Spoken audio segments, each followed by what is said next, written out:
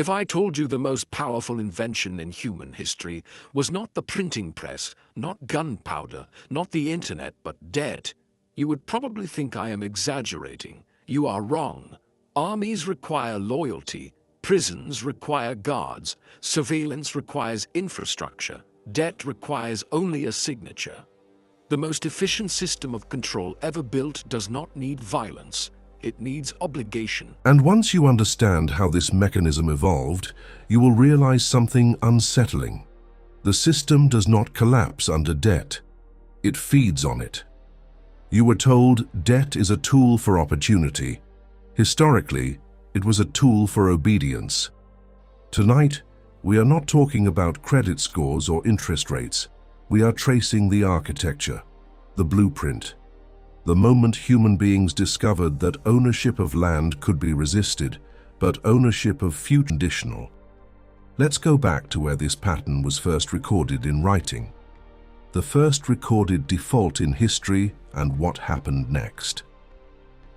Thousands of years ago in Mesopotamia, farmers did not lose their freedom because they were conquered. They lost it because they borrowed. Crops failed, loans accumulated, interest compounded. What began as temporary assistance became permanent obligation. When debts could not be repaid, families were seized, sons and daughters were taken as labor. Land transferred quietly from small holders to elite creditors. Entire populations began sliding into debt slavery, not through invasion, but through arithmetic. And then something extraordinary happened. Rulers were forced to intervene, not out of mercy, but out of survival. They declared clean slates, debt cancellations, what historians now call jubilees, because when too many citizens became debt slaves, the economy stopped functioning. Soldiers disappeared, production collapsed, the state itself weakened. This is the first recorded pattern. Excessive private debt destabilizes society.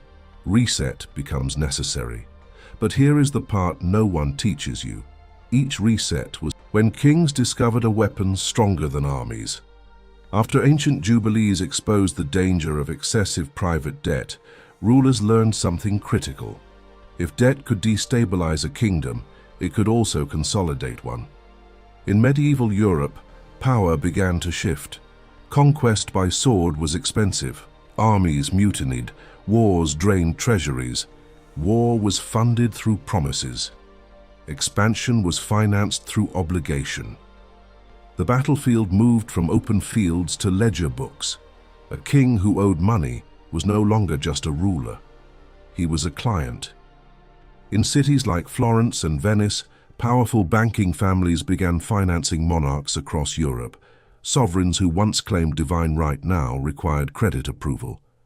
The relationship inverted quietly. The crown wore gold. Control no longer required physical dominance over the population. It required financial dominance over the sovereign. Debt financing replaced plunder. Influence replaced invasion. And here is the psychological shift that changed history. Taxation enforced by threat creates resentment. Repayment enforced by contract creates compliance. When obligation becomes legal, resistance becomes criminal. Kings thought they were using debt to strengthen their kingdoms. In reality, they were introducing a structure that would outlive them, one that did not depend on loyalty or faith, but on enforcement of promises. What began as emergency financing became structural dependency. And then, in 1694, something happened that made this dependency permanent, the birth of permanent national debt. In 1694, the English crown was broke. War with France had drained the treasury. In another era, the king would have defaulted, seized assets, or debased the currency. Instead, a new structure was created, the Bank of England. This was not just a bank, it was a machine. Private investors lent money to the government. In return, they received interest payments. For the first time, a nation formalized permanent debt as a pillar of its financial system. The government no longer aimed to escape obligation. It engineered a system to sustain it. The innovation was subtle but revolutionary. Instead of borrowing during crisis and repaying during peace, the state normalized continuous borrowing. Bonds were issued, interest flowed, taxes guaranteed repayment, citizens worked, credit. And here is the strategic brilliance. A government in debt must maintain economic growth to service interest. Growth requires productivity. Productivity requires labor. Labor requires participation. The population became indirectly responsible for maintaining the state's debt engine. This model spread. Other nations replicated it. Permanent national debt became the global standard. What began as a wartime solution evolved into a permanent hierarchy, and once debt becomes permanent at the top, it inevitably reshapes life at the bottom.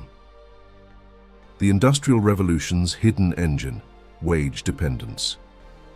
Before factories, most people survived through land, trade, or small production. They owned tools, they controlled output. If they had no debt, they could step away. Then the Industrial Revolution reorganized everything.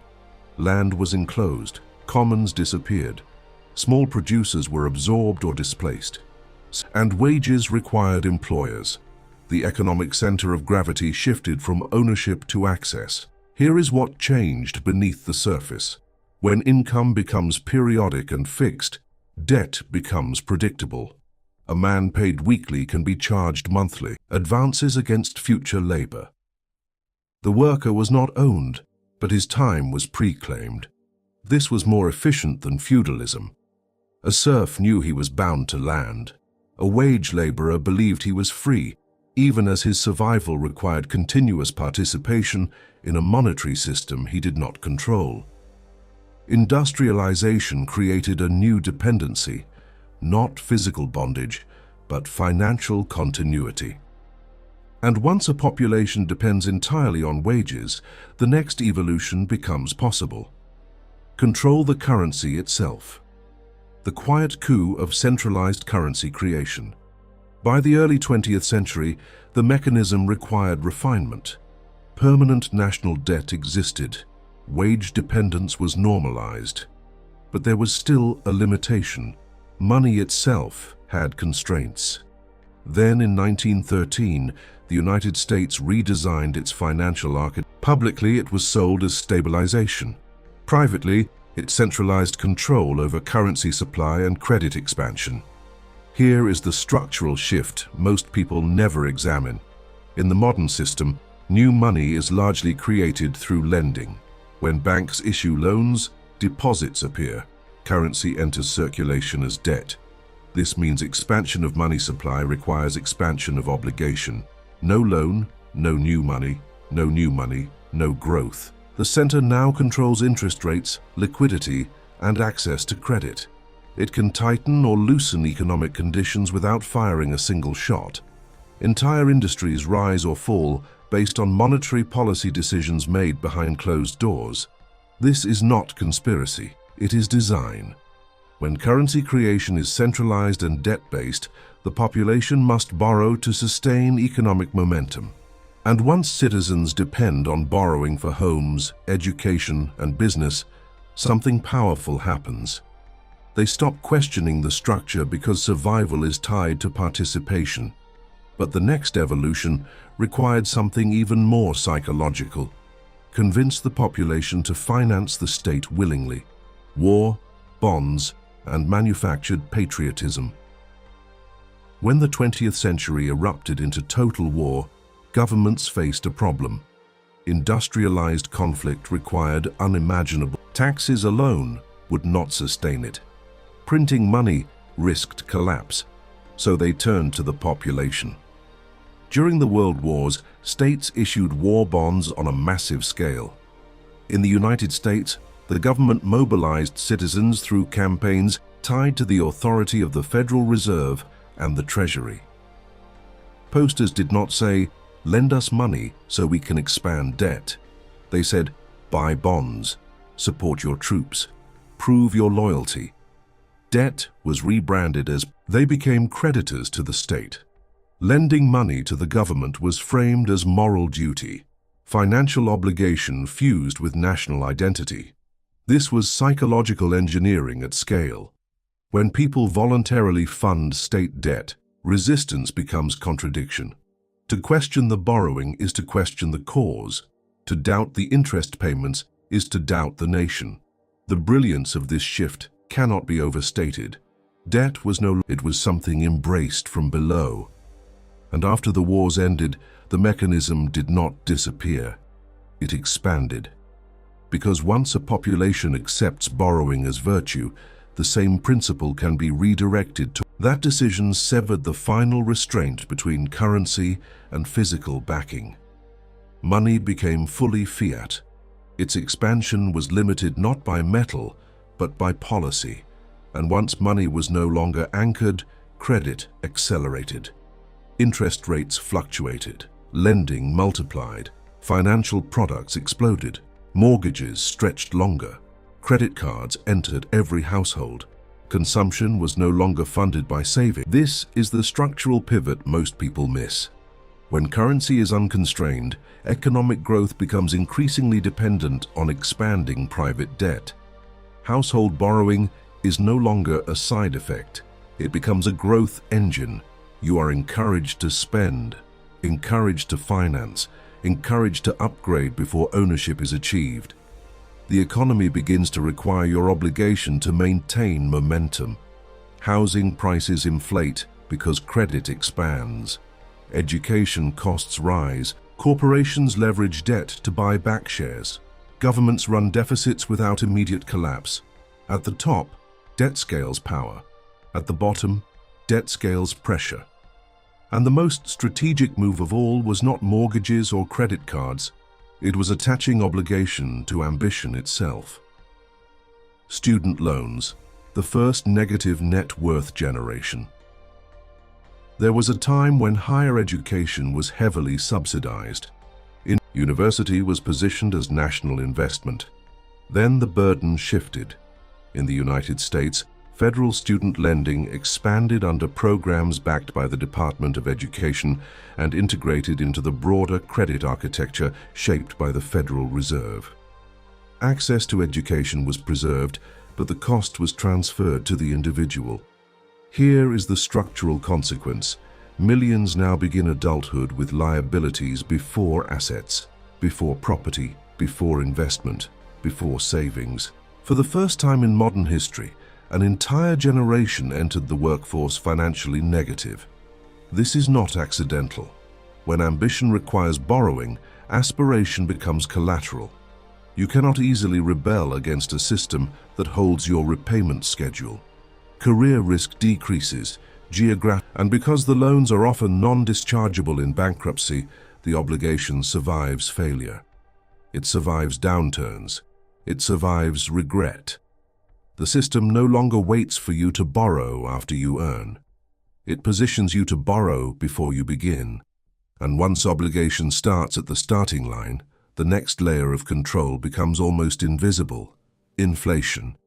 Why inflation protects debtors at the top but punishes you. Inflation is presented as a side effect, a complication, a policy challenge. It is none of those things. In a debt-based monetary system, moderate inflation performs a strategic function. It reduces the real value of large obligations over time. Governments carrying massive deficits benefit when currency weakens. Corporations with fixed-rate borrowing benefit when revenues rise with prices. The sovereign issues debt in its own currency. It influences interest rates. It shapes monetary When inflation rises, tax revenues increase in nominal terms.